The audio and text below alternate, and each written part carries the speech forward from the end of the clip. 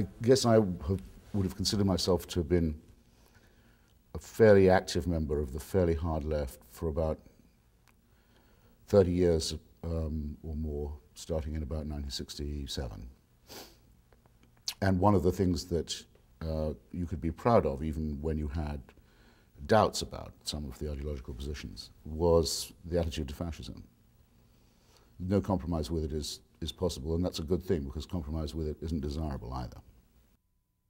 A lot of people like to compare the struggle with Saddam Hussein's regime to the Cold War, to the battle against international communism, or whatever you want to call it, the Soviet design. It's a mistake, I think, to do this, because though we know that Saddam Hussein was a great admirer of Stalin's and apparently visited in his time almost all the Stalin museums that are left in Georgia and other parts of former Soviet Union,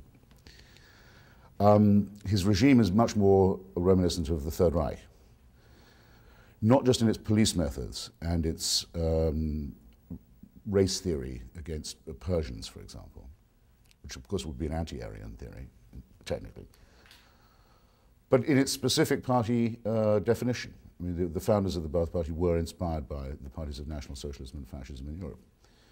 And I would say, as someone who's been visiting Iraq on and off since 1975, I think, that if I hadn't known that as a historical fact, which I do, I would have guessed it from the evidence of what I saw.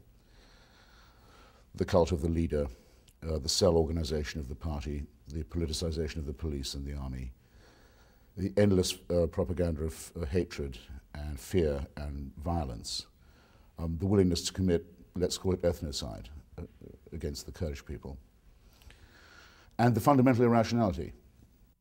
The willingness to sacrifice his country's sovereignty and have it placed under international sanctions because he wouldn't come clean on WMD, because he could not renounce the ambition at any rate to acquire or reacquire them, is another sign of a very deep-seated megalomaniac, paranoid type.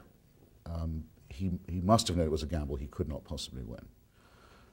But he was willing to see his entire society be destroyed or beggared, rather than give it up, rather than simply make an open declaration and bring himself into conformity with the relevant resolutions.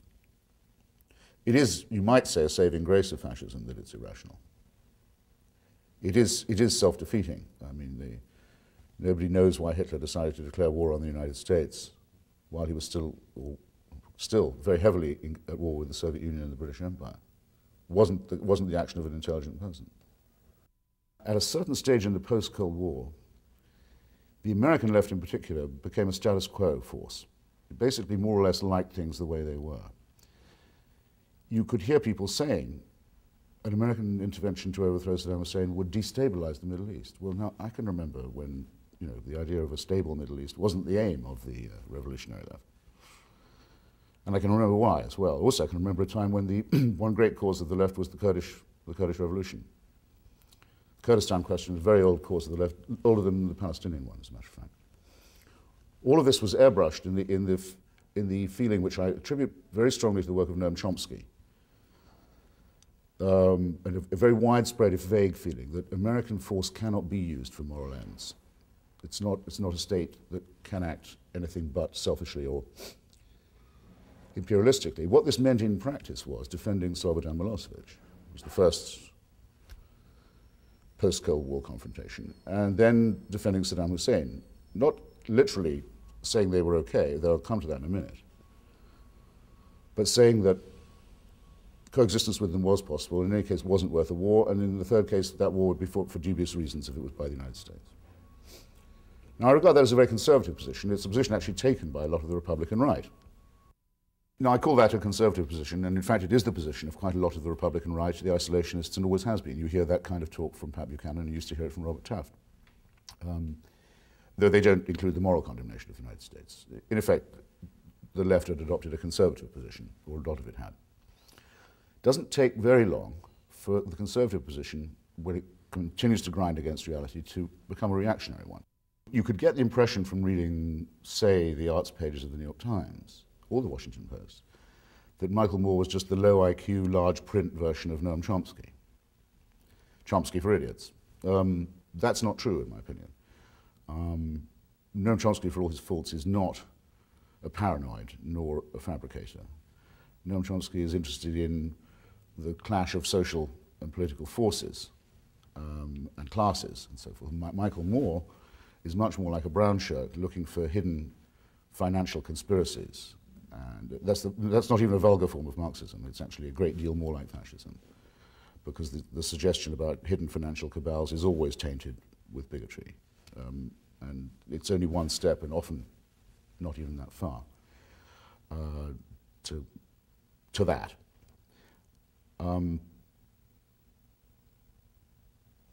In the 1950s, there was quite a widespread movement in the United States called the John Birch Society, founded by a man called Robert Welch.